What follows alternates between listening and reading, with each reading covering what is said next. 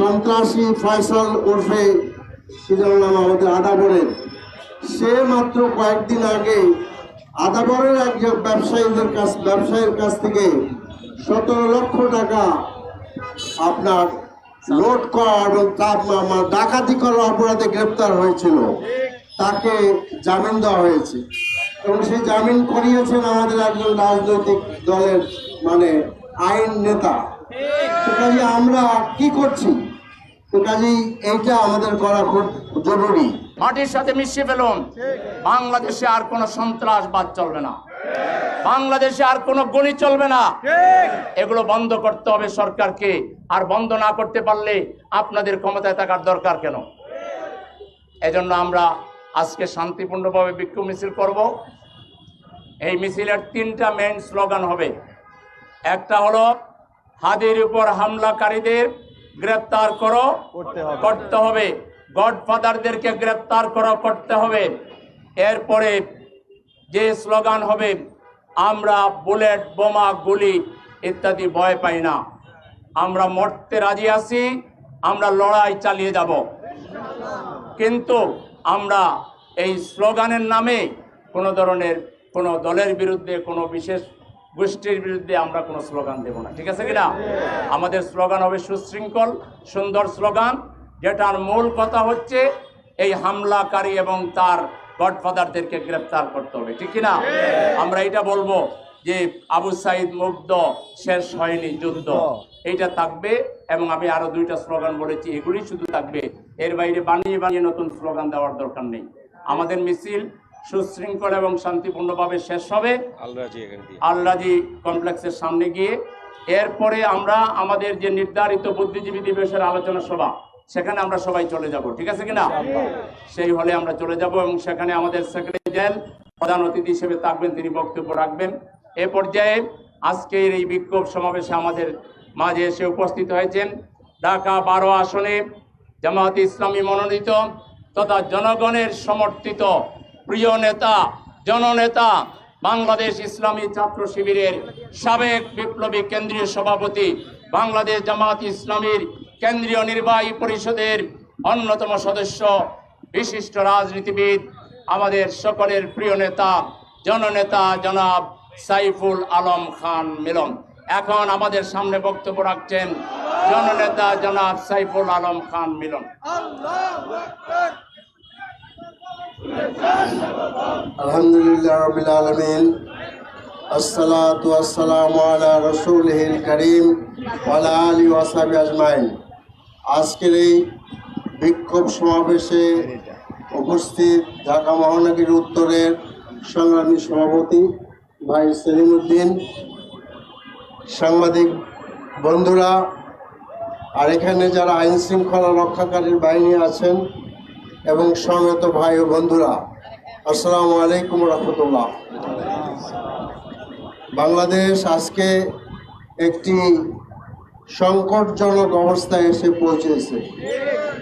গত শুক্রবার জুম্মার পরে শরীফ ওসমান হাদি নামাজ পড়ে রিক্সা যোগে তিনি ফিরছিলেন এবং খুব কাছে থেকেই তাকে টার্গেট করে গুলি করা হয়েছে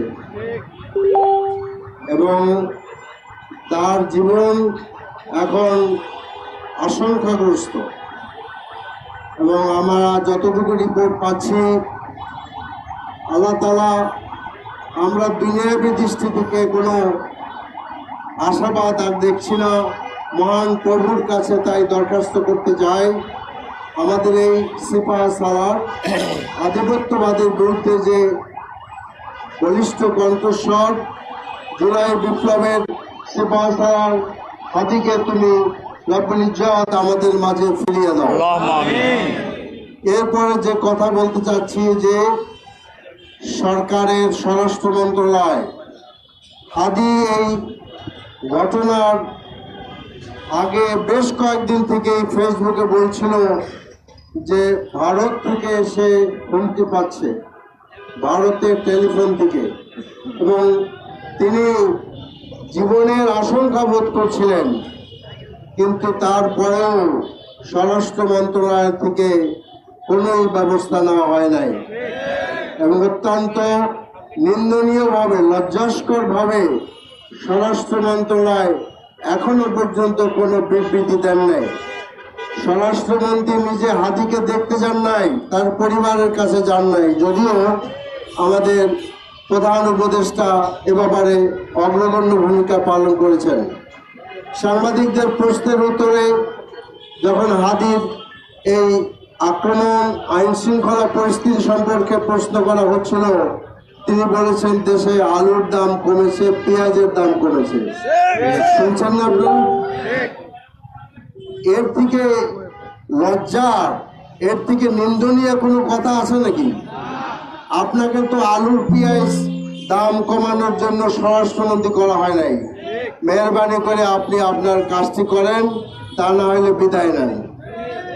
এরপরে যে কথাটি বলতে চাচ্ছি, আমরা বহুদিন যাবত এটা বলে আসছি, আজকে হাদিকে এই আঘাত করার আগেও এবং এর পরেও আপনার বলা হচ্ছে যে আপনার হাদি শেষ ব্যক্তি নয়। বিভিন্নভাবে যে তথ্য বেরোয়েছে তাতে আমরা দেখতে পেয়েছি যে আরো 29 জন লোক আপনার হিট লিস্টে আছে। সরকার কি করছেন? আজকে সারা দেশে হাদির হত্যাকারীদের হাতের অস্ত্র থেকে এটা প্রমাণ হয় যে এদেশের এক শ্রেণীর সন্ত্রাসীদের হাতে প্রচুর অর্থ আছে এবং প্রচুর অর্থও আছে, প্রচুর অস্ত্রও আছে। কিন্তু কোনো একটা ঘটনা ঘটলেই তারা বলে যে ডেভিল হান্টিং প্রোগ্রাম নেয়, কিন্তু রেজাল্টিং জিরো, কোনো রেজাল্ট আমরা পাই না। প্রত্যেক থানায় এবং পুলিশ কমিশনারের কাছে আপনার অপরাধীদের তালিকা আছে। সেই অপরাধীদের তালিকা ধরে যদি অগ্রসর হন তাহলে খুব সহজেই সন্ত্রাসীদেরকে চিহ্নিত করা, তাদেরকে আইনের আওতায় আনা সম্ভব। এই যে সন্ত্রাসী ফয়সাল ওরফে কি নাম আমাদের আদাবরের, সে মাত্র কয়েকদিন আগে আদাবরের একজন ব্যবসায়ীর কাছ থেকে 17 লক্ষ টাকা আপনার লোড করা এবং ডাকাতি করার অপরাধে গ্রেপ্তার হয়েছিল। তাকে জামিন দেওয়া হয়েছে এবং সেই জামিন করিয়েছেন আমাদের একজন রাজনৈতিক দলের আইন নেতা। তো কাজে আমরা কি করছি?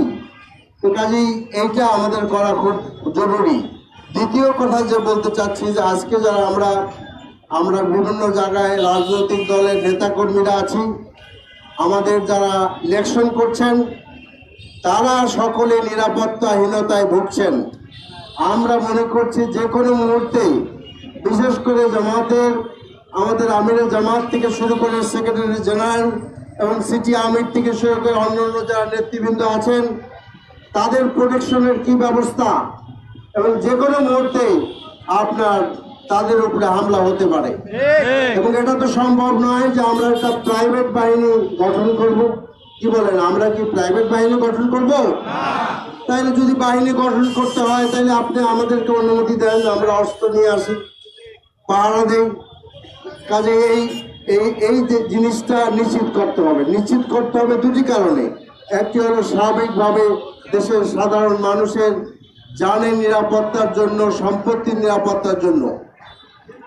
আর যে নির্বাচন ইউনূস সাহেব করতে যাচ্ছেন, যে একটি আপনার অসাধারণ নির্বাচন, এই হাদিকে আঘাত করার মাধ্যমে সেটাকে চ্যালেঞ্জের মুখে ফেলে দেওয়া হয়েছে। কাজে সরকার এবং ইলেকশন কমিশনার আগামী নির্বাচন কিভাবে করবেন সেই বক্তব্যটা আমরা শুনতে চাই। আমরা এই সন্ত্রাসী হামলার মাধ্যমে পরিষ্কার যেটা বুঝতে পারছি যে সেই পেশি শক্তির আবির্ভাব ঘটবে, ভোট কেন্দ্রগুলো অস্ত্রের আওতায় আসবে এবং আবার সেই সিলমারো ইলেকশন করার পায়তারা করা হচ্ছে। কাজে এইটা যদি বন্ধ করতে হয়, অনতিবিলম্বে আজকে অস্ত্র উদ্ধার করতে হবে, সন্ত্রাসীদেরকে গ্রেপ্তার করতে হবে। এবং আমি যেটা মনে করি, সন্ত্রাসীদের পক্ষে কোনো লয়ার দাঁড়াবেন না। এই সন্ত্রাসীরা কোনো দলের লোক না, তারা জাতির শত্রু, দেশের শত্রু। কাজে তাদের বিরুদ্ধে আমাদেরকে দাঁড়াতে হবে। আর আমি কথা লম্বা করতে চাই না, অনেক কথা আমাদের সিটি আমির বলেছেন, আমরা এখন আমাদের মিছিল নিয়ে যাব। কাজেই আরেকটি কথা শুধু বলতে চাই, যদি আপনারা মনে করেন যে হাদিকে বিদায় করেছেন বা বিদায় করবেন, আমাদের বহু নেতাদেরকে, আমাদের বাগানের সবচেয়ে প্রস্ফুটিত গোলাপগুলোকে আপনারা আপনার বিচারের নামে, আপনার প্রহসনের বিচার করে তাদেরকে ফাঁসি দিয়েছেন এবং মনে করেছিলেন যে জামাত শিবির দেশ থেকে বিদায় নিয়ে যাবে। কিন্তু আমরা তখনই আমরা মনে করেছি, জানতাম যে এটা একটি বোকার স্বর্গের বক্তব্য। কিন্তু সেই জামাত শিবির বিদায় নেয়নি। ঠিক তেমনি ভাবে জুলাই আন্দোলন, তার চেতনা এবং জুলাই বিপ্লবীদেরকে যদি এদেশ থেকে আপনারা বিদায় করে দিতে চান, বিদায় করতে পারবেন বলে সেটা আপনি আপনাদের এই চিন্তা ভুল, মিথ্যা।